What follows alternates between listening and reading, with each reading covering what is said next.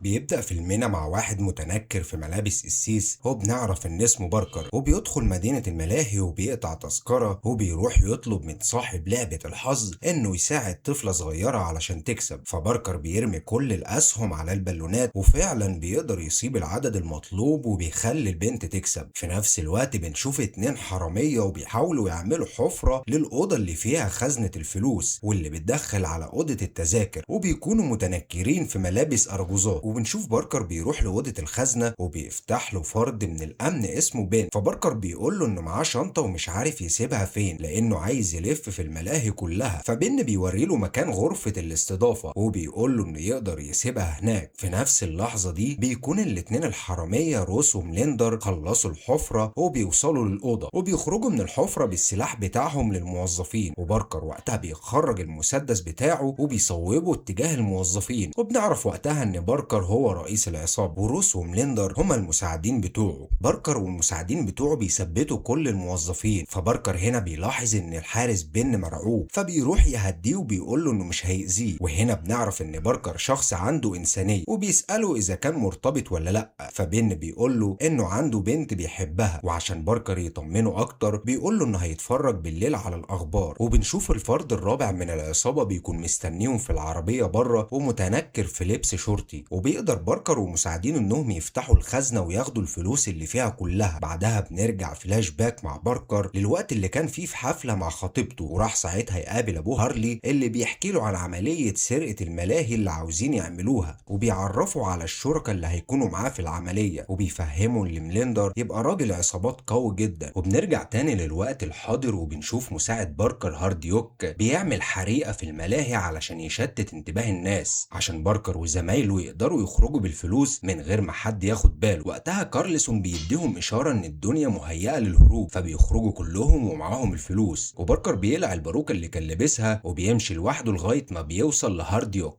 هو بيزعق له جامد وبيتعصب عليه وكمان بيضربه لأنه افتعل الحريق في مكان غلط، وبالشكل ده هيأذي عدد كبير من الناس. وقتها بتوصل عربية كارلسون وبينقلوا الفلوس من عربية الشرطة للعربية التانية وبيركبوا فيها كلهم. وفي الطريق ميليندر بيعرض على باركر انهم ما يقسموش الفلوس دلوقتي ويدخلوا بيها في عملية تانية ويكسبوا اكتر، لكن باركر هنا بيرفض. وميليندر بيقول له تخيل ان معانا شنطة من الالماظ، وبرضه باركر بيرفض. فميليندر بيسأله لو ما قسمش الفلوس عليهم هيعمل ايه، فباركر بيقول له ان ده ساعتها هيتسبب في موته. فبنشوف كارلسون بيطلع المسدس بتاعه وبيكون هيضرب باركر، لكن باركر بيهجم عليهم وبيضربهم كلهم وبيدور بينهم قتال عنيف جدا. وباركر بيضرب طلقه في ودن كارلسون وبعدها بينط من الشباك وبيقع وبيكون غرقان في دم. وقتها ميليندر بيؤمر هارديوك انه ينزل يخلص على باركر، وهارديوك بيرفض لانه بينزف، بس بيجبروه انه ينزل. وساعتها بيقرب هارديوك من باركر وهو بيضربه بالنار وبيوقعه في البحر. بعدها بنشوف الموظف بن في التحقيق وهو بيقول انه مش فاكر ملامح الشخص اللي دخل، وكل اللي فاكره انه كان لابس لبس قسيس. وفي نفس الوقت ده باركر بيكون فقد الوعي، ولكن بيشوفوه ناس راكبين عربية وبينقلوه وبينقذوه وبياخدوه بسرعة على المستشفى. وهنا بيصحى باركر على صوت نشرة الأخبار وبيسمع فيها عن جريمة السرقة اللي هو لسه عاملها الصبح، وبيعرف ان في اعداد كبيرة ماتت في الحريق وبيزعل جدا من نفسه. وساعتها بيحاول باركر انه يقوم من على السرير بتاعه، لكن المريض اللي جنبه جوين بياخد باله وبيطلب منه ينتظر في مكانه لحد ما الدكتور يجي ويقول له اذا كان ينفع يمشي ولا لا، لكن باركر بيتجاهل تماما. وجوين بيشوف ان باركر متهور جدا لانه بيفك الشاش والمفروض ان ده غلط. بعدها بيدخل الدكتور عشان ياخد جوين على جلسة الاشاعة بتاعته، وباركر بيمسك الدكتور بيخنقه بيخليه يفقد الوعي. وجوين لما بيشوف تصرفات باركر بيخاف منه جدا وبيترجى انه ما يأذيهوش، لكن باركر بيطمنه وبيلبس بالطو الدكتور عشان يتنكر فيه، وبيبدأ يزق جوين بالكرسي المتحرك على اساس انه موديه جلسة الاشاعة. وبيفضل يمشي بالكرسي لحد باب المستشفى وبيسيب جوين وبيروح بسرعة يسرق عربية الاسعاف وبيتحرك بيها. ولما بيحس ان التعب زاد عليه بيعلق لنفسه محلول عشان كمية الدم اللي نزفها. بعدها بيرجع باركر لبيته وبيغير لبسه وبياخد حاجته في شنطة وبيخرج من البيت من غير حتى ما يقعد يرتاح. وبعد ما بيركب العربية بيتصل برجل اعمال اسمه نورت وبيعرفه انه تبع هيرلي ومحتاج اوراق مزورة عشان تثبت شخصيته ويقدر يتعامل بيها مع الناس. وبيسأله نورت لو كان محتاج فلوس. بيروح باركر في مكان زي صرافة وبنشوف موظف في الصرافة الصرافة دي اسمه جاك، فباركر بيروح له يهدده انه يدخله الصرافة، فجاك طبعا بيرفض. ساعتها باركر بيطلع المسدس وبيضربه طلقة في رجله عشان يجبره ان هو يدخله الصرافة، وفعلا جاك بينفذ اوامره وبياخده من باب تاني للصرافة علشان محدش يلاحظ. وهنا باركر بيتفق مع الحارس انه يمثل على شريكه اوليفر اللي بيكون جوه الصرافة، وفعلا بيعمل خطة علشان يخدعوه، وبينجح فعلا انه يدخل جوه. واول ما بيدخل بيكتف اوليفر وجاك علشان محدش منهم يبلغ عنه بعد ما يمشي، وفعلا بياخد كل الفلوس اللي موجودة في الخزنة يحطها في شنطته وبيخرج من غير ما حد يشوفه. بعدها بيقابل رجل الاعمال نورت وبيعرفه انه محتاج عربية ورخصة واثبات شخصية، وباركر بيسلم لنورت ظرف فيه فلوس، ونورت ساعتها بيوعده ان الاوراق اللي طلبها مش هتتأخر عن 5 ايام. وفي اليوم اللي بعده بيروح باركر لبوبي اللي بيبقى اخو هارديو وبيطلب منه انه يعرفه مكان اخوه، فبوب بيرفض وبيقول للمساعد بتاعه يخرج باركر بره، ولكن باركر بيمسك المساعد بتاعه يدغدغه من الضرب. ساعتها بوب بيخاف وبيقول له على مكان اخوه وان اخوه في شاطئ فلوريدا، وباركر بيسيب المساعد وبيخرج من عند بوب وبيتصل بهيرل على طول وبيعرفه انه اخيرا هيطلعوا رحله مع بعض. وتاني يوم بيتصل بوب بهارديوك وبيحكي له على اللي حصل بينه وبين باركر وانه كان مضطر يقول له على مكان. فهارديوك لما بيعرف كده بيتعصب جدا، ومليندر كمان بيعرف وبيكونوا مصدومين لانهم بيبقوا فاكرين ان باركر مات. ساعتها مليندر بيبقى هيقتل هارديوك لانه هو السبب، لكن الرجاله بتهديه وبيطلب بعدها من هارديوك يتكلم مع دانزل اللي في شيكاغو ويخليه اجر قاتل محترف عشان يراقب باركر ويخلص عليه قبل ما يوصل لهم فلوريدا. وبنروح بعدها لهيرلي اللي بيطلب من كلير انها هتقفل الباب على نفسها كويس وتخلي بالها من نفسها لحد ما يرجع، وبيسيبها لوحدها وبيمشي. في الوقت ده كلير بتقفل الباب كويس جدا وبتطلع على اوضتها تجهز شنطة السفر. في نفس الوقت بيقدر مجرم يدخل البيت وبيفتح الباب بكل سهولة وبيفضل يدور على كلير في كل حتة. واما كلير بتبدأ تسمع صوت حركة في البيت بتعرف ان في حد دخل، فبتقرر تهرب من شباك الأوضة وفعلا بتنجح انها تهرب. واما المجرم بيلاحظ ده بيطلع بسرعة يبص فبيلاقيها نزلت وبوظت له كاوتشات العربية، وده طبعا علشان ما يقدرش يجري وراها. بعدها بتركب عربيتها وبتجري بيها وبتكون منهارة وبتعيط، وبتتصل بباركر تحكي له على اللي حصل، فبيقول لها تروح على معسكر التخييم وهي هتبقى هناك في امان. فبتسأله وبتقول له هيرلي هيجي ياخدها امتى، فبيقول لها قريب جدا. وفي نفس الوقت ده بنشوف بنت اسمها ليزلي بتروح للراجل اللي شاريه منه العربيه وبتترجاه عشان يديها مهله اسبوع لان مش معاها تكمل فلوس العربيه، وبيقول لها انه موافق لكن هيحجز على عربيتها. وبعدها بنشوف باركر بيروح لنورت علشان ياخد منه الاوراق، لكنه بيتفاجئ قبل ما يدخل المكتب برجاله دانز وبيكونوا وصلوا لنورت عشان يأمروه ان هو يسلم باركر. وقتها بيدخل باركر للمكتب وبيدور على اوراقه وبيكتشف ان اسمه المزور هو بارت.